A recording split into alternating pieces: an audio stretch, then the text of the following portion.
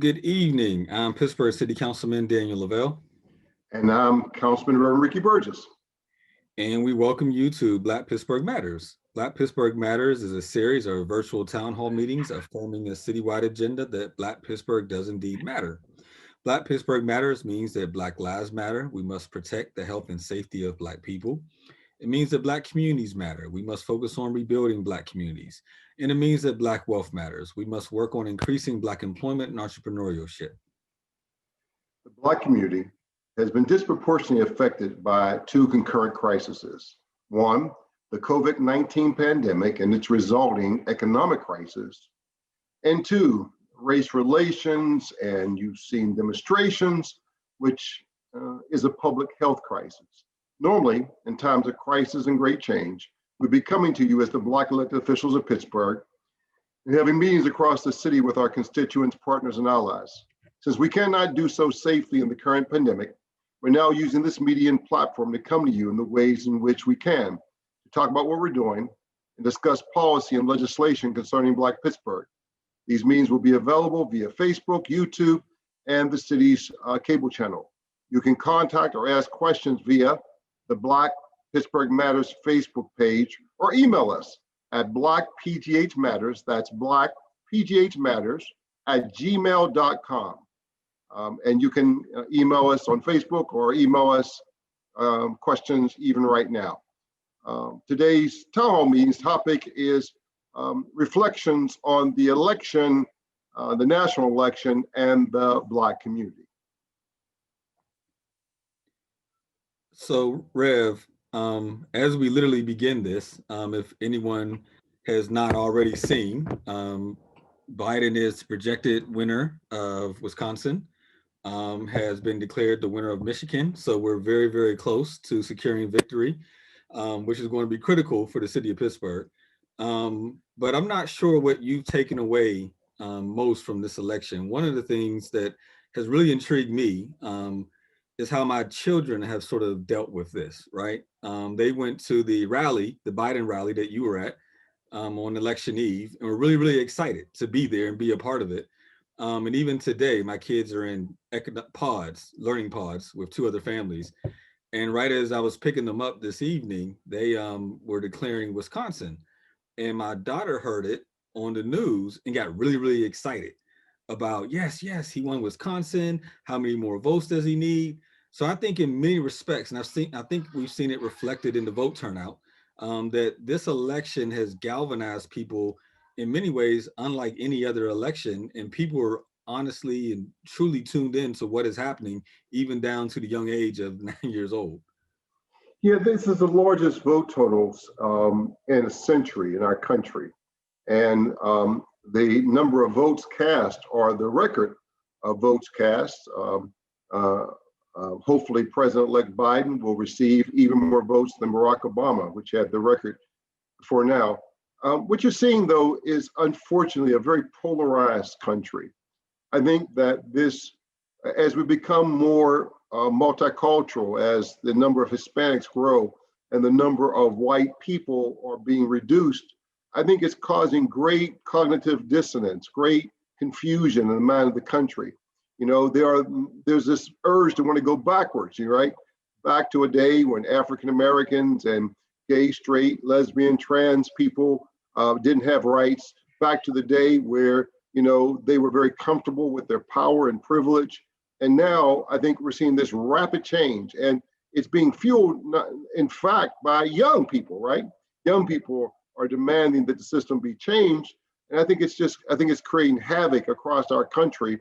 And so I think that on one hand, you see this great outpouring of participation in democracy, but unfortunately, on the other flip side, there is this polarization of sides, good versus bad, and not really a middle ground where we can work together. I think that's sad. I agree with you. My children's generation is the most diverse generation born in America, where they have friends of all different ethnicities. And I think from a democratic standpoint, we have to be able to speak to that and address that. But I also think what you saw, at least over the last 4 years, and I think you see it in the results today, as you mentioned, the polarization is in many respects. I was actually talking with my uncle earlier today, and I like to fish, and we go fishing towards the center of the state. And I was saying how many of that demographic, sort of working class to poor white demographic, didn't necessarily feel spoken to either from at large from the Republican Party or the Democratic Party. And then came a president who started sort of speaking a language that they weren't used to being able to continue to speak. And then until he started speaking it and dog whistling and doing those sort of things, and it sort of it got them re-engaged in a way that sort of made them fearful of the inevitable change that our country is going through, which is why you saw them come out in record amounts for his election this last time. But I think as a whole, the good that we see is that the country by and large wants to move past that era, wants to be a community of all and a community of one, out of one many, that sort of slogan, which is why you now see them voting for Biden in the way that they are, because Biden has said this numerous times on the campaign trail, excuse me. Yes, I'm running as a Democrat, but I'm running to be the representative for everyone and do a lot of uniting and building a lot of bridges within our society. And I believe he's going to win, and I believe he will actually stick to that word. Well, I think that's right. I think on a local level, I think we had one real bright spot in our election in Pittsburgh, is that the referendum that together we sponsored on strengthening the Civilian Police Review Board passed overwhelmingly. It passed almost in every precinct, in every district in our city. And I think that's an example of a path forward, right? That we can work together to do police reform.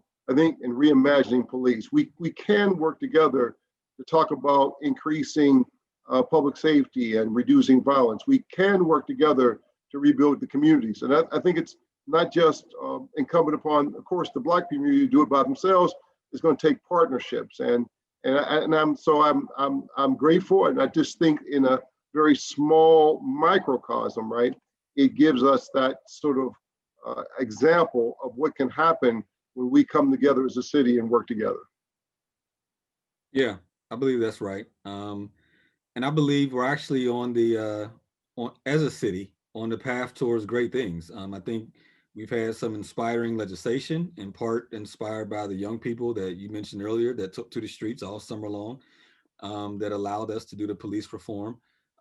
We're also have partners, and he'll come on in a second, in the unions, that are also forcing us to ensure that we provide a truly living wage and a good quality city for all workers. And so I think as a city, we're headed in the right direction. And I think pending the outcome of this election federally will also be headed in the right direction as well.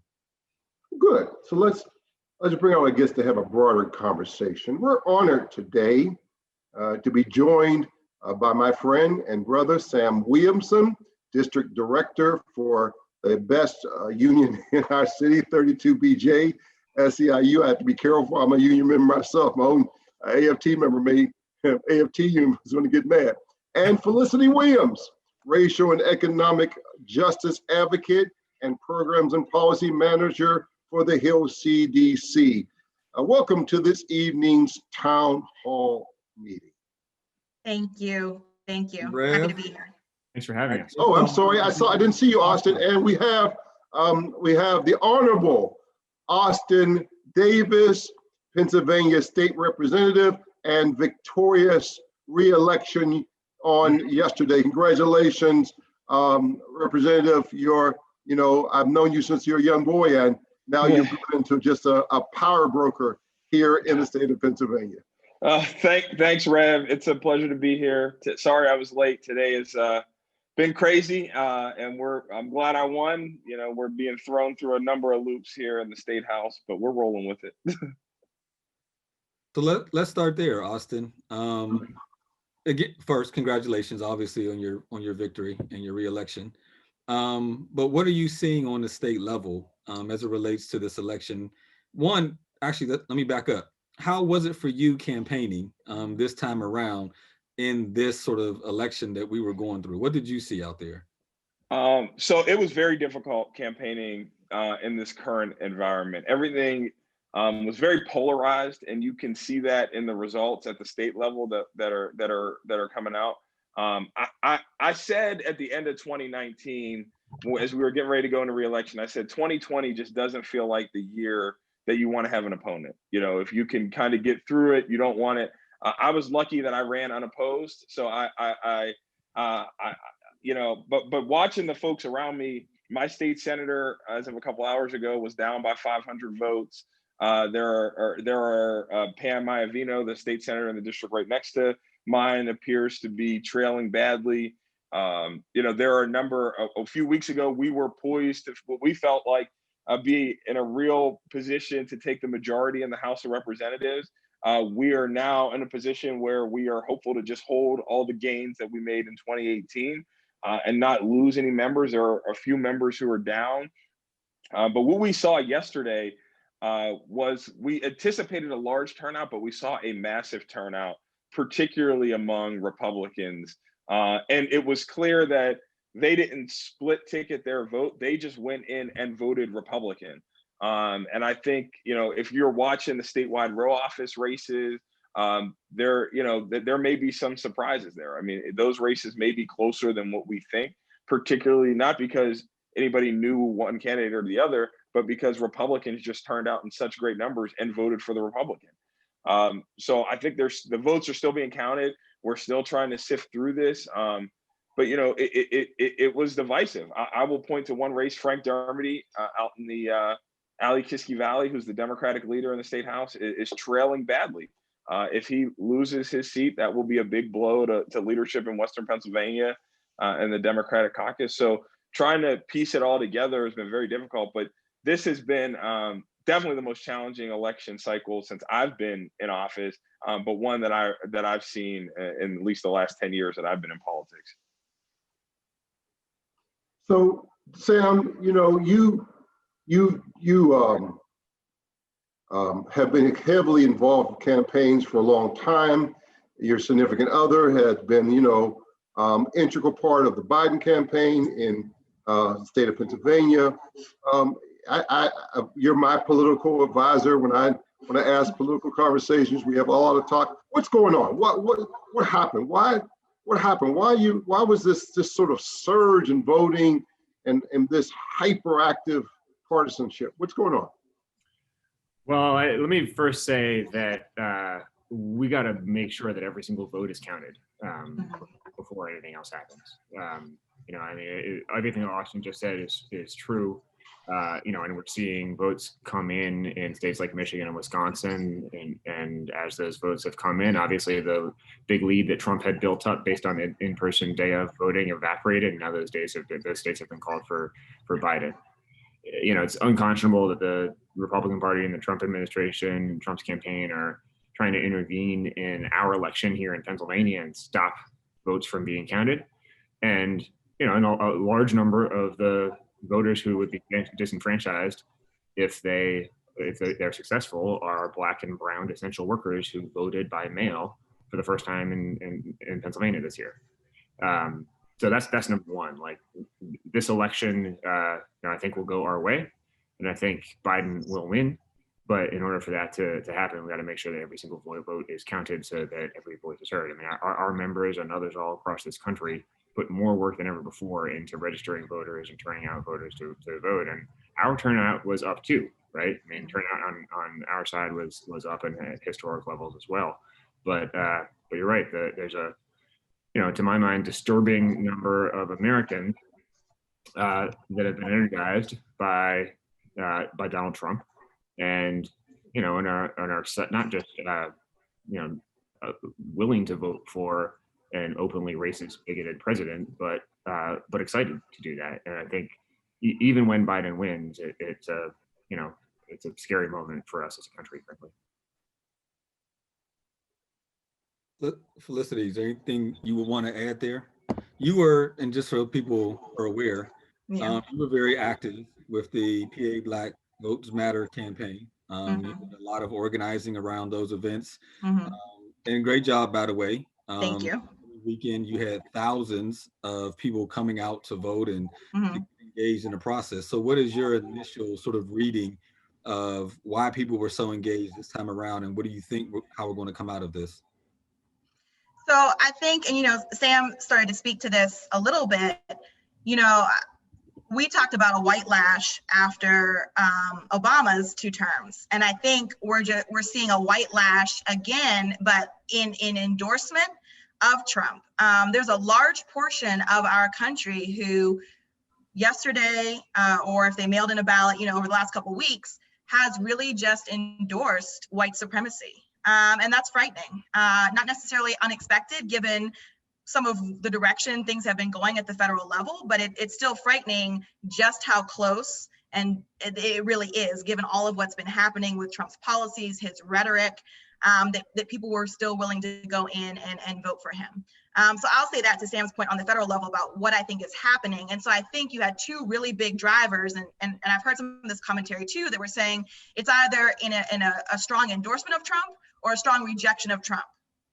And so it was really still centered around Trump. It really didn't have as much to do with Joe Biden or Kamala Harris as much as a rejection of or endorsement of Trump. And so I think that's why you had a lot of people turn out. I'll say from the work I did with the PA Black Votes Matter Coalition, we already knew that a lot of the mail-in ballots were going to lean at least Democratic registrations. We don't know exactly how they voted, but obviously we know that many more Democrats requested mail-in ballots than Republicans. There was even the campaign rhetoric of we want to have the red wave on election day. We know that the Trump campaign and other campaign strategy was to try to push to have the election called that night, which, despite their rhetoric, was not going to happen. But that was kind of their strategy and their approach in pushing people out to the polls in person because they knew there would be delays in tallying mail-in ballots. And so, I think it was very exciting to see just how many people were engaged. We said it's a historic election in that so many millions of people, and this has been touched on already, have come out to vote, irrespective of what, their choice was. But so many people are clearly engaged. What it really underlines, though, is just how divided we are as a country. And even looking at some of these exit polling results, if you're looking at a breakdown, based on race, based on education, based on age, based on many things, really we're on an island of Black women, 91% voting for Joe Biden, Black men, I think at about 80%, a little disappointing. Latino women are at about 70-some%, and Latino men at about, I think, like 60-some%. Really outside of that, it's every other, breakdown, whether it's white young voters. I mean, they actually went towards Trump, 18 to 24. I think that demographic actually is leaning towards Trump right now. College educated, it's almost evenly divided. Income level, it's almost evenly divided. And it's kind of frightening to see that lack of solidarity for Black and brown people, and that division in our country. The one thing I'll just add to it is, as a state legislator, I travel the state, and if you realize we're just very segregated, as a not just a state, but I think as a country. I mean, you drive 45 minutes north of Pittsburgh to Cranberry, it's like a sea of white. So not only, I think that adds significantly to the divide that we're seeing. I mean, I think the media also plays a significant role to that. But I don't see this partisanship ending anytime soon, right? I think it is going to continue. I think part of it is that government has failed many people to a large degree. I think government's failed Black and brown people, but to a certain degree, government has failed poor white working class people in places like the Mon Valley that I represent, right? So a perfect example, I represent the city of Clairton, and when I knock doors, like I'm wildly popular in Clairton, but there are some voters who are Austin Davis and Donald Trump voters, and I can never figure out why they are. But the reality is, people that live in places like Clairton, they see me at community events, they see me in their community, but they sometimes don't feel like the National Democratic Party cares about them or is speaking to their issues. So, for example, Rev and Daniel, where you guys have significant amounts of development going on in your districts. If you drive to Clareton, there is nothing going on. They can't even, I mean, Daniel, I know we've talked about the grocery store issue that you guys have faced and that I'm trying to deal with in places like Duquesne and Clareton, but they have no resources. And it's just like, well, you know, it is what it is, good luck. And so those folks just naturally become disconnected and they think, well, a Democrat's been representing me for 40 years and I have not seen my life get any better. So I'm going to stick it to everybody else who maybe doesn't like Donald Trump because you don't like him. So you're going to feel a little bit of the pain that I have to feel every day. Yeah. And Trump speaks to those voters, even if he doesn't deliver for them. Right. Right. Trump speaks to the white working class voter and appeals to them, but he definitely doesn't deliver for working people or poor people because he doesn't actually care about working people and poor people at the end of the day. And fundamentally, it's hard to have a functioning democracy when there is as much income inequality and as much poverty as we've got in America. If our economy continues to be as imbalanced as it has been for the last 40, 50 years, then this is what we're going to see, right? You know, we've never been as unequal for a century in America as we are today, and people feel that in the Mountain Valley. People feel that in in county, right? I mean, like. The economies of those cities, of those towns have been hollowed out for 40, 50 years. There's been no investment there that has actually made a difference. And so of course people turn against whatever the status quo in politics are. And until the Democratic Party at a national level has a compelling plan and vision that people can actually get behind and believe in, it's going to be hard to win those voters back. And we can't continue to simply say, like, we need to rely on 95+% turnout of Black voters, because that's not fair either, right? Like, this is a Black voter problem, this is a white voter problem at the end of the day. Right. And here's and the other, just to build on that, income inequality coupled with no campaign finance limits and money in politics, I mean, just it creates a recipe for disaster, right? So instead we have elected officials who have to focus on raising as much money. So like an example, in my state Senate district in the last 2 weeks had almost $1 million dumped into that by outside forces who were trying to influence that election.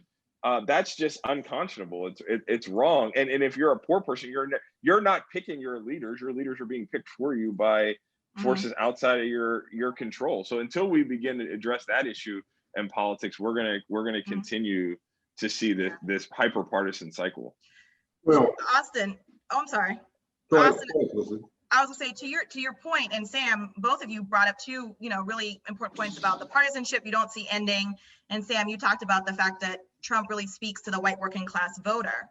And one of the things that I was really frustrated with about this election was, since 2016, we have been sold the Democratic strategy that in order to have this like decisive, victory, Democrats have to court back the white working class voter.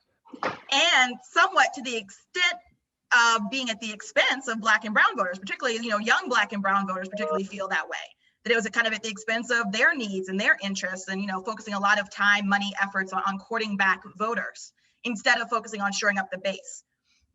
And what this election has shown us is that strategy, while we may come out with a win on the end, was not nearly as successful as it had been promised to be. We see Trump holding on to those white working class voters largely. There's some inroads that Biden was able to make, but we're seeing that it did not promise the results that we needed. And I think that we don't, Austin, to your point, have the mandate going forward. Maybe if we can pull off Pennsylvania, we'll be able to have that mandate going forward, that we can try to push some of this partisanship to at the federal level away from being so partisan to get some of the policies and things that we need to get passed. But I mean, if we're looking at things like, packing the court, I mean, some of the things that, we're looking at policies to pass, we have not gotten the mandate yet. And then, the election's not complete to be able to deliver on some of those things. And so that is something I'm really concerned about and frustrated for us going forward, and hope that Democrats will finally take a different strategy in the 2022 midterm elections. So I just to respond to that, there's going to be a lot of thought on the strategy, and I think it's right to question it. But I think we have to do both, right? The reality is we have to amplify and lift up Black and brown voices within the Democratic Party and shore up the base. But we do have to win back working class white folks to the Democratic Party and their message. And I think the reality is their issues are much more intertwined than they realize. We have to figure out a way as a party to bridge that gap. Look, there's no reason Barack Obama won 2 elections pretty handedly and won working class white voters. So we just have to figure out a way to build a coalition for everyone, because the reality is if we just appeal to our base, we're not going to be a majority party in Congress and in the state house. The reality is if because we have to just win in different places. An issue that's winning in my area may not do well in Jake Wheatley's area or Ed Gainey's area. So we have to figure out a way to bring everybody in the tent, but also connect those issues. Why does an issue that faces an inner city person affect a white working class person in a former steel town? I think inequality is the issue that connects both of them, that we should be talking about. And I agree that we don't necessarily, the party hasn't done a great job of connecting it. But I also think we're at an inflection point in the Democratic Party that we are going through a transitional change. It's generational. And that I think Joe Biden will be the last president sort of his generation that we're ever going to see. And it's time for newer voices to kind of rise throughout the Democratic Party. But, it goes through, these are elections and power's never seated without a demand. But I think that's just the moment that we're in right now. Yeah, I mean, you're right. When it comes to, at the end of the day, white working class people and Black workers need and deserve and want most of the same things, right? I mean, like, everybody needs a job. Everybody needs their wages to be higher. Nobody deserves to, have to work 2 jobs in order to stay out of poverty, whether they're living in the Mon Valley, in a hollowed out former steel town, or in Homewood or the Hill District, right? I mean, those are the realities. And the one place where we do actually see working class people coming together, regardless of race or background, is in the labor movement, right? When the boss is trying to take away your health care and refuse to give you a pay raise, people come together and they fight for what they deserve, regardless of like the race or gender of the person working alongside of them. And the Democratic Party, I think, needs to learn that lesson a little bit more too. So if I can spin a little bit to talk about some local things. As you know, Daniel and I have been together fighting for this idea that Black Pittsburgh matters. And so 3 groups of things that we fight for. One is Black Lives Matter, and we have been on the forefront of doing police reform. Black Communities Matter, which is economic development, and then Black Wealth Matters, which is employment and entrepreneur experiences. So I guess I want to talk about local stuff. What should be what's the path forward? What are the kind of key, as practical as we could make it, what are the key things do you think in the city and the region? What are some, I had great hopes that the state Democrats would do better so we could do police reform on a state level. I'm not sure that's going to be possible now, but what are some practical things, agenda items that you think we should be moving that'll help bring our city together and help for this Black Pittsburgh Matter agenda? Sam. Go ahead. Well, Felicity, why don't you start? What are some things you think we should be working on? Well, I was just going to say, I think one of the elephants that we have in the room right now is really related to police reform. And I say elephant in the room because, there's some division right now on the direction we should go forward. And so the mayor has made his position clear about needing to invest more in policing as a strategy, which is counter to every group, locally or nationally, on the direction to take towards policing. But that is his position. And so there's a really deep divide there. And so I think that's a huge issue we've got to tackle, because we're looking at defunding the police as a way to get funding for some of these other things that we're talking about. We talk about defund and people hear abolish. Those are two, defund is a step on the way to abolishing if that is what you believe in doing, but you don't have to abolish if you want to defund. Defund is really just about divesting and reinvesting. And so I think by tackling this issue, and we're going to have some really hard conversations about it locally, given, as I said, where our mayor is on it with the rest of, Pittsburgh, or at least Black Pittsburgh for the most part, especially young Black Pittsburgh is on this issue. We can solve some of the other issues that we have, again, with the divest, reinvest strategy. It'll help us be able to find the funding to address some of those other things. And I know that you and Councilman Lavelle have been working on this as well, and thinking about this, but that's just one that I would definitely highlight that we need to work on. So I'm sorry. No, go ahead, Daniel. Since Felicity brought it up, I do want to stay there for a moment. And I'm not going to attempt to speak for the mayor, but what I will say is, was it last Friday, Rev? Thursday? Yes, something like that. Last week. Thursday or Friday, the rain. Yeah, one of them. Last week we did make an announcement, and the mayor stood with us when making the announcement that we were creating a new office within the city. I forget the exact title. Rev will know it. But the basic idea is that we actually are divesting and reinvesting.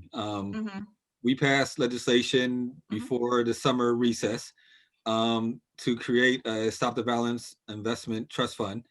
And this year, we will be taking close to $6 million putting into that fund that will allow us to then do the social service work that you and others have called us to do.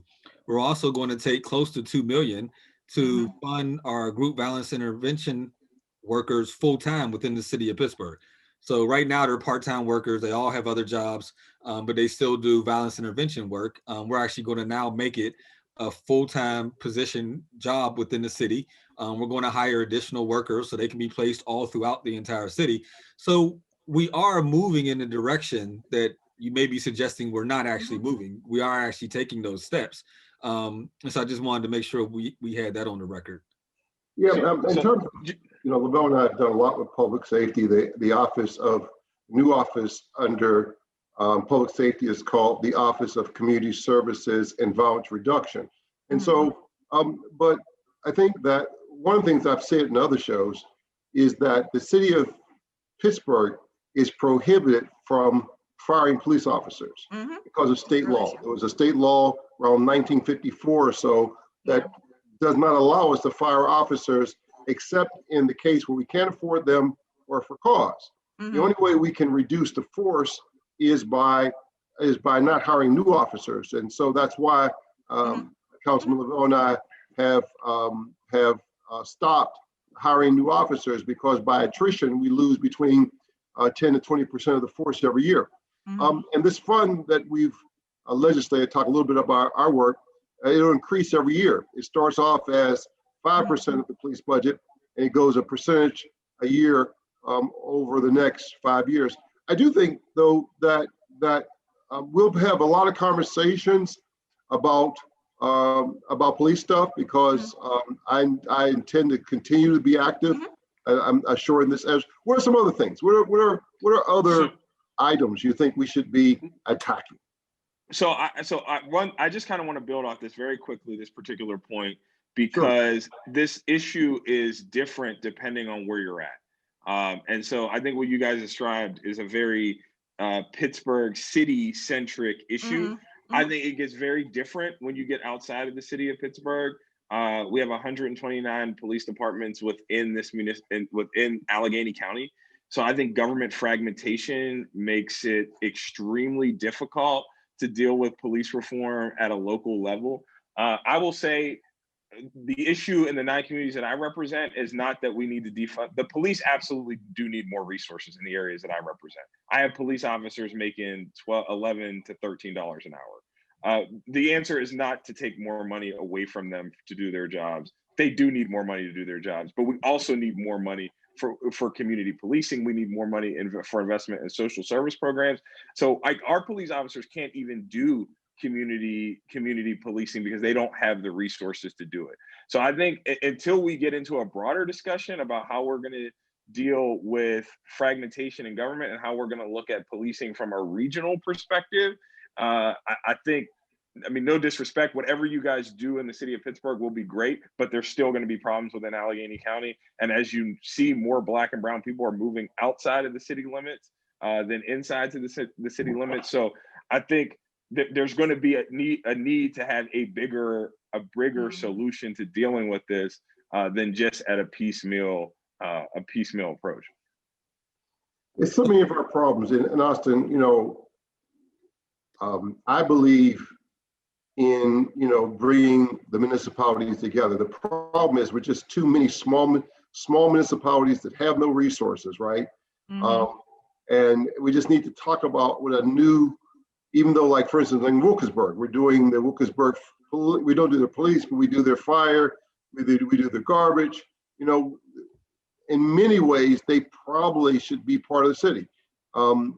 We need to start to figure out how to share resources, whether it's a city county or just ways, because we are wasting money because of the duplication of services and very ineffective. But other things, Sam, what are other agenda items that you think we need to be on the local level attacking?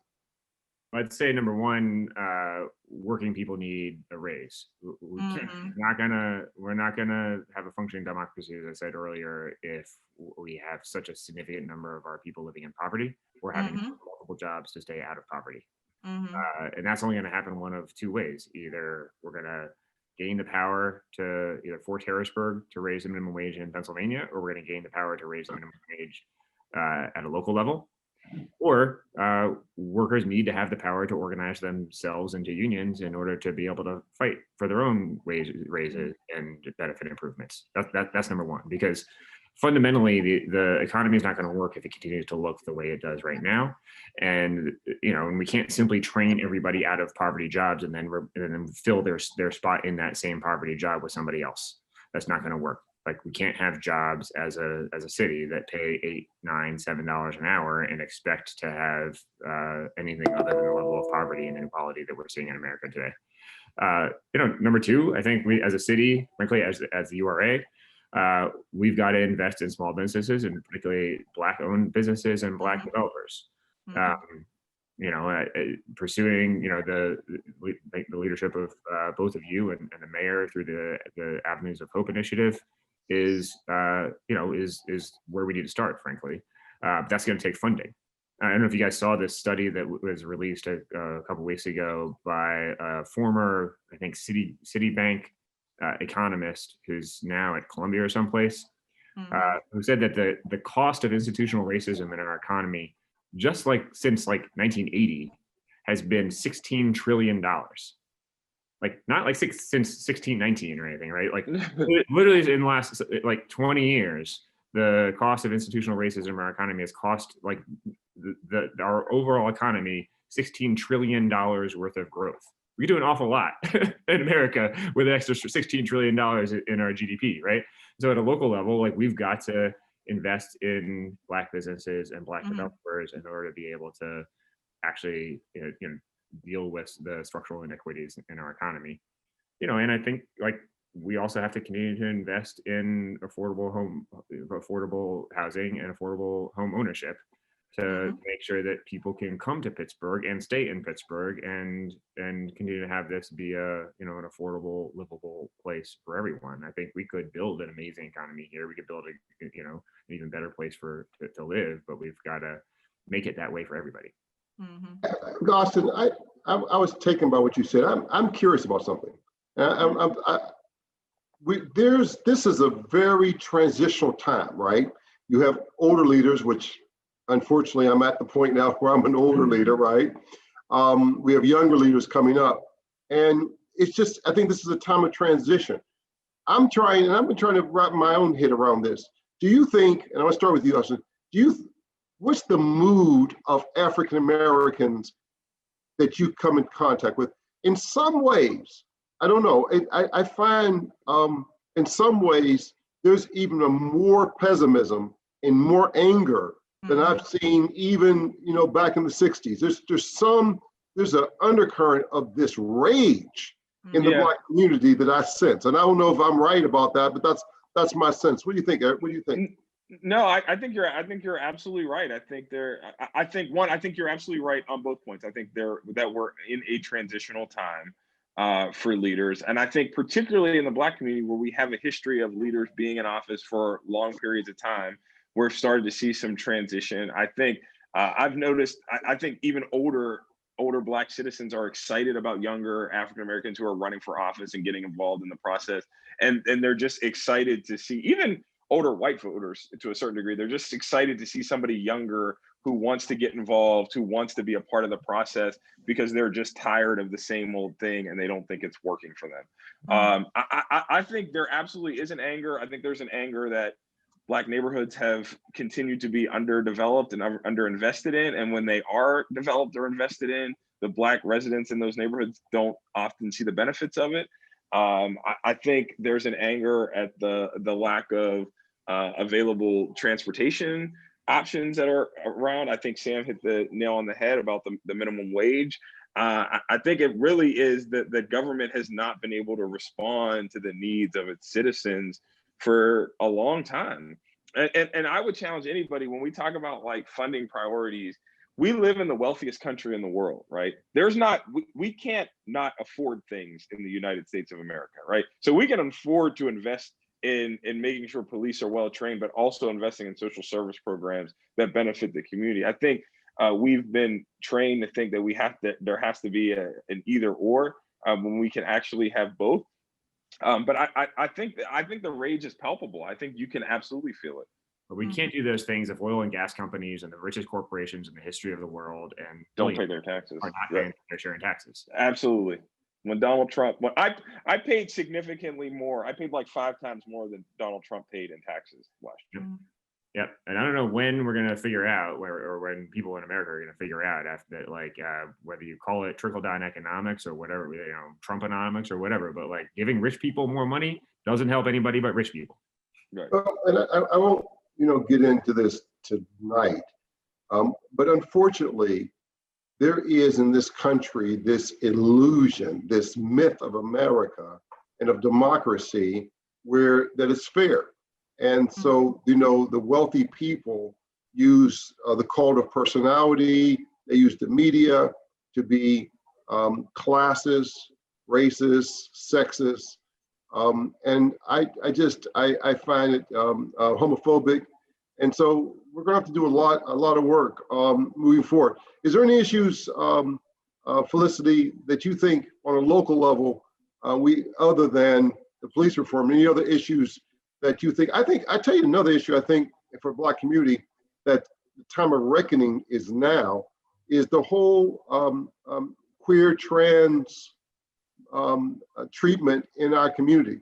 I think that movement is going to now take, it's going to be a lot of movement in that community. I've talked to a lot of those activists, and I think they're not going to be quiet, right? I think the issue of not being judged by one's sexuality and not being discriminated against, I think that issue is going to be extraordinarily volatile moving forward. Yeah.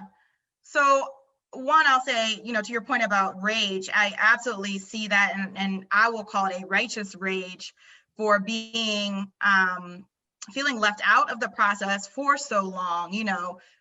Saying, we're participating in different ways of the process. We are voting, we are protesting, we are lobbying, in the sense of not getting paid to do it, but advocating for, things with policy changes. And we're just not seeing the results coming back from that. And so I think people are frustrated, thinking like, how they said Kaepernick, with even calling Kaepernick, the analogies that are made there, when we kneel, you're not happy. When we protest, you're not happy. When we, no matter what we do, we're not, it's criticized.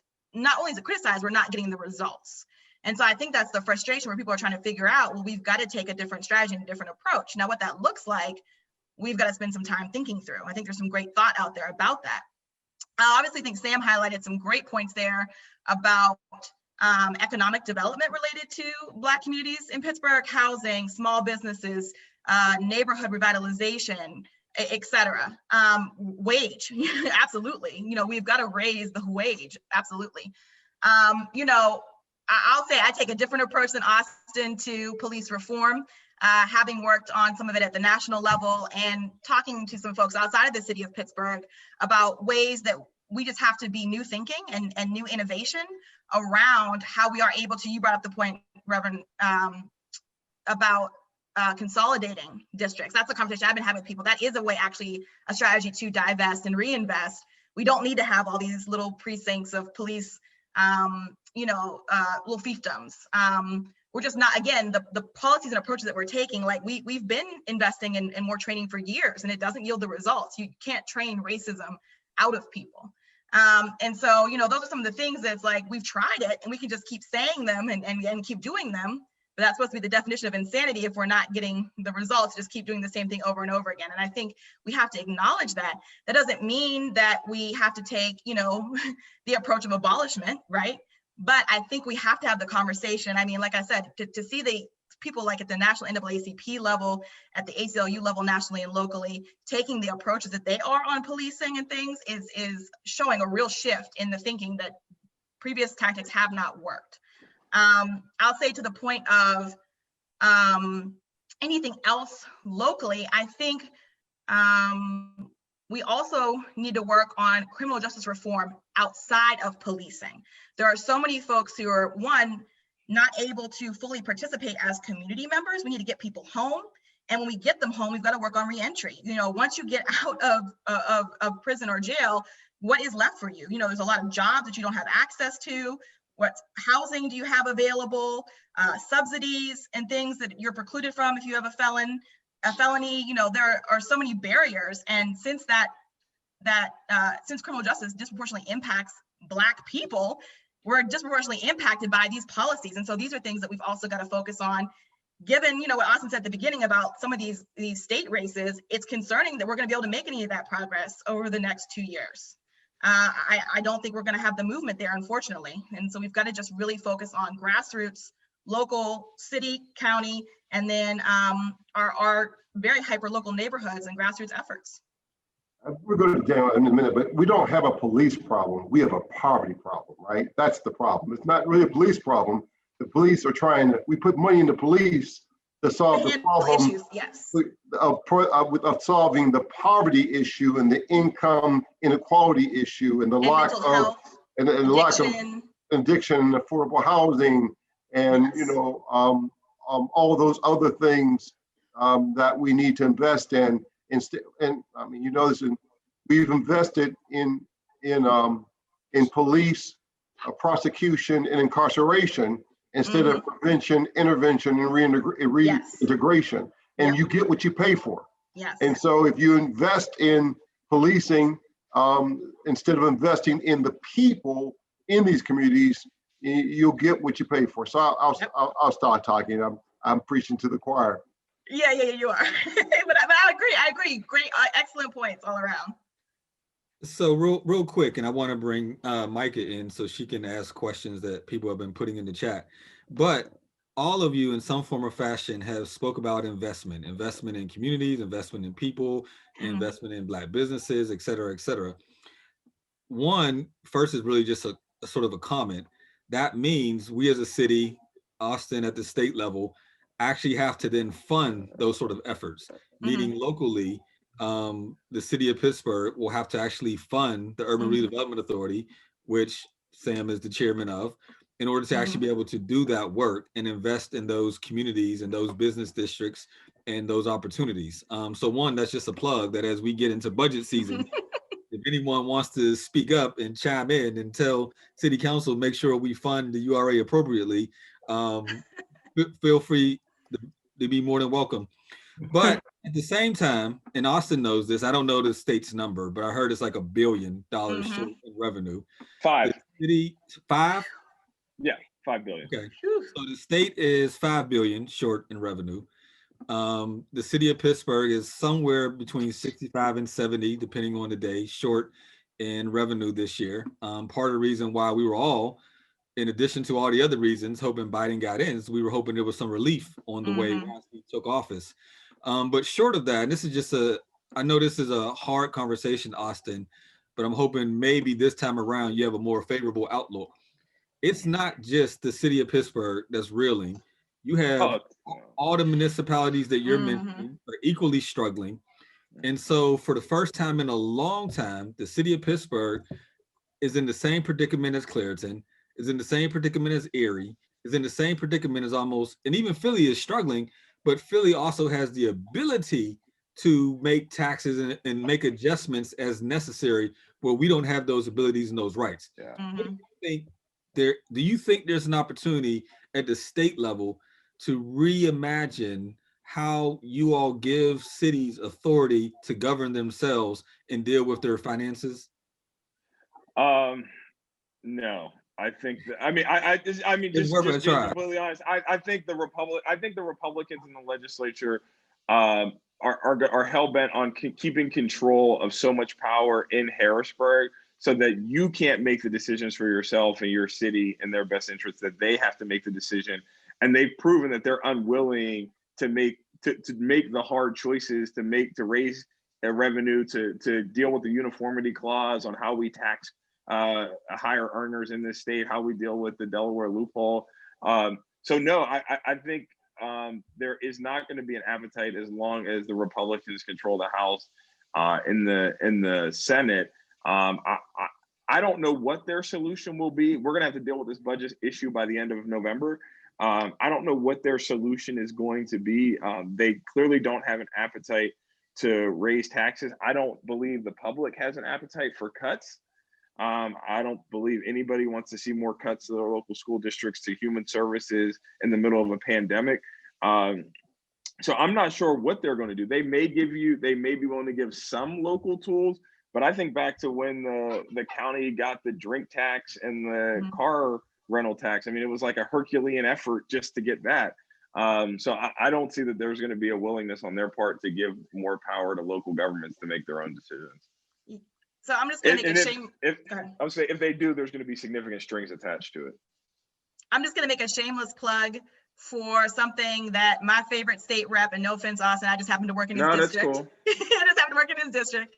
My favorite state rep, and he's a great mentor and friend. My favorite state rep has been pushing for legalizing marijuana to be able to, I mean, it's not going to fill $5 billion worth of gap, but to be able to bring some more funding to the state. Now, again, given where we are landing, it's looking like we're going to land at the state level. I don't, maybe that will move forward. We're seeing more Republicans actually say that they support it because they need the money. They're realizing that they need the money. We're seeing that movement happening. So we might be able to achieve some things there, but I definitely would put a plug in to push for that, to again, be able to address many of the things we talked about tonight as issues. So with that, if Micah, if you want to come in and ask the questions that have been in the chat. Hi, good evening. Our first question was, how will national elections affect funding for struggling municipalities, and what will this look like for Pittsburgh? And sort of what will change look like if the Senate remains Republican? So, let me take at least the first crack at it locally. If there is no stimulus given to local municipalities, somewhere between 3 and 6 months, we will have to start laying off a significant portion of the workforce. The mayor made a decision, which was probably morally the right decision, to not lay anybody off in the middle of the pandemic, right? So that people who were working were able to feed their families. But as a result of that, we've went through our savings. And so we're at the place now in the city, if there's no direct money given to local municipalities, a significant amount from the federal government, somewhere between March and May, we're gonna start laying off, somewhere like a third to, somewhere between a quarter and a third of our workforce. We're going to have to.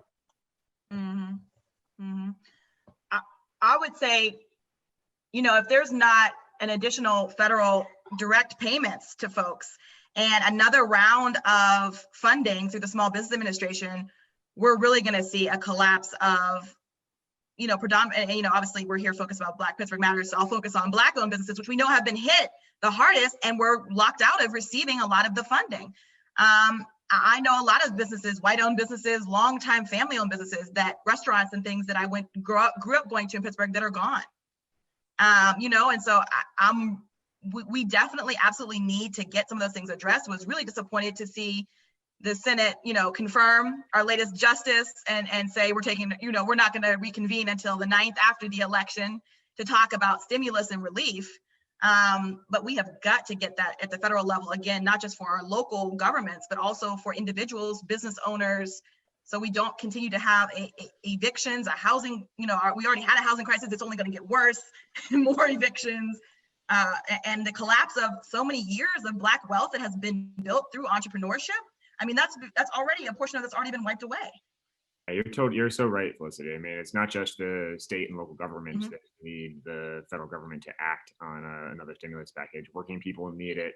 Small businesses need it. Essential workers have been sacrificing their own health and well-being and on the front lines of this thing for 9 months with zero hazard pay. The House passed hazard pay months ago, and Donald and Trump are sitting on it, refusing to advance it. So I think part of the way to answer this question is that even if Biden wins, the Republicans appear to be poised to retain control of the Senate, maybe even close the gap in the House, it looks like. And so we're going to need to continue to put pressure on elected officials to demand action, right? We can't just elect the president and expect him to deliver the change that we need. People have to continue to demand action and change from their elected officials, whether it's, by calling their offices or writing letters or sitting in their office and taking to the streets. People have got to stay engaged if we expect to actually get the resources and the change that we need out of DC. Yeah. Sam, sorry, I would just say I'd encourage you to pressure your elected officials and other elected officials, because oftentimes I can say I support all those things. I know Mike Doyle supports all those things, but the members in other districts don't. So I would say not only pressure your local elected officials, but pressure other elected officials.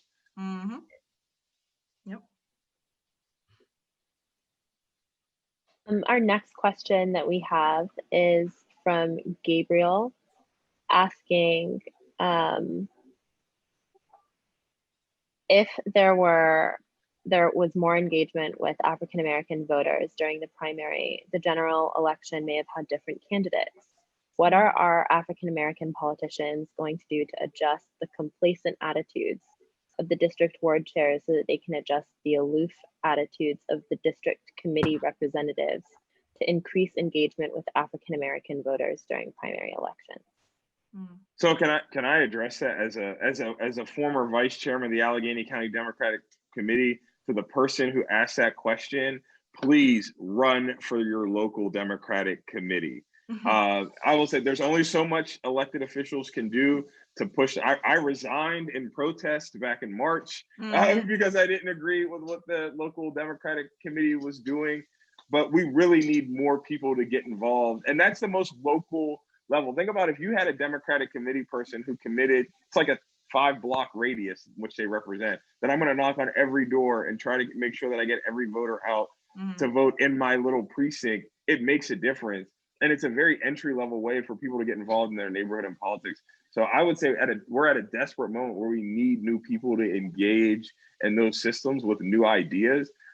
Because you're right, we are seeing a lack of engagement in those communities, and where we need to see people who are actively working to turn voters out, to elect people for the benefit of their neighborhood. Because ultimately, I know in the Capitol, people look at where votes come from, and sometimes that's where the resources go. So if you have a neighborhood that consistently underperforms in an election, you're probably not going to get the same amount of resources as a neighborhood that overperforms. Yeah, I would also add to that. Go ahead, Sam. I was just going to say the committee itself desperately needs to be reformed, because it's hard to blame for not wanting to run to be a part of a structure that then refuses to endorse people like Summer Lee.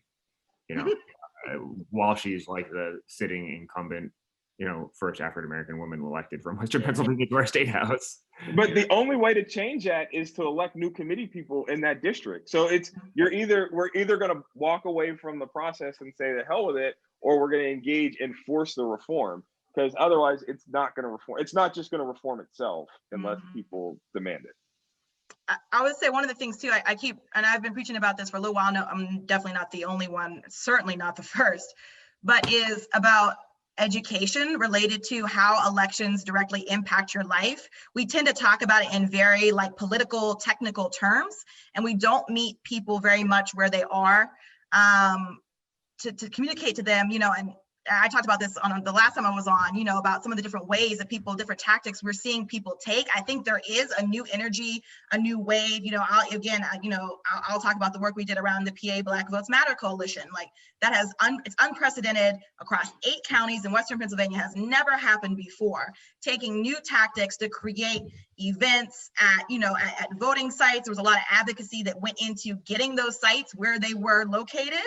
I want to thank the county for doing that and for recognizing and seeing the need and addressing, having them in placing them in Black communities. But things and tactics like that, like meeting people right where they are, you can come down, fill out your ballot here, submit it. Like those are the types of things that we've got to engage with people more on and helping to educate people. And then, I've talked about this before as well. If you can address kind of their crisis points, like even when we were inviting people to come down and do that, we were like, we're going to feed you. We're going to have the Steelers game.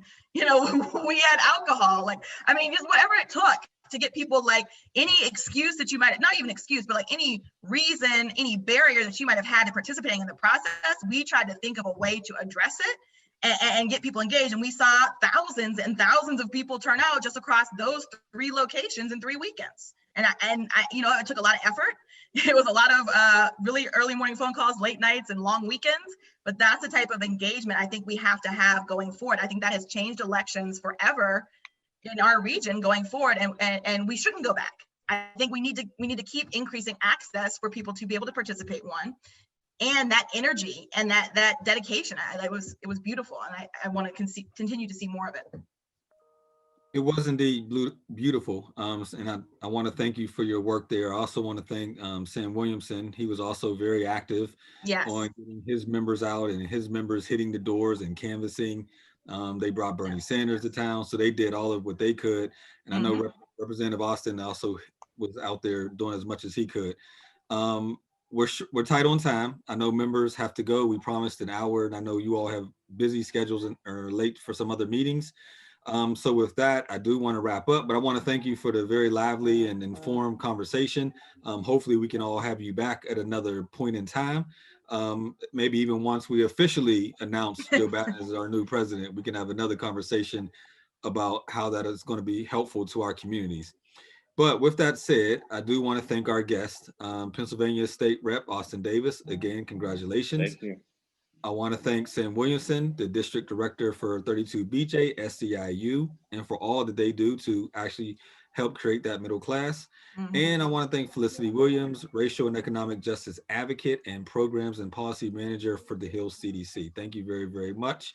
And I want to thank you all for your commitment to rebuilding and strengthening a Black community. You are indeed our partners and our allies in this work. Thank you. All right. Thanks, guys. I'm excited to be a partner with all this. The last thing which I meant to say before I close tonight was that, we had Councilman Lavelle and I wrote a letter to President-elect Joe Biden to come to Pittsburgh to our community, and he actually came to the Homewood community, and that was an exciting time. So to everybody, when you write letters and do advocacy, you never know how that letter or how that advocacy will end. So I want to thank all of you for watching and participating in this town hall meeting.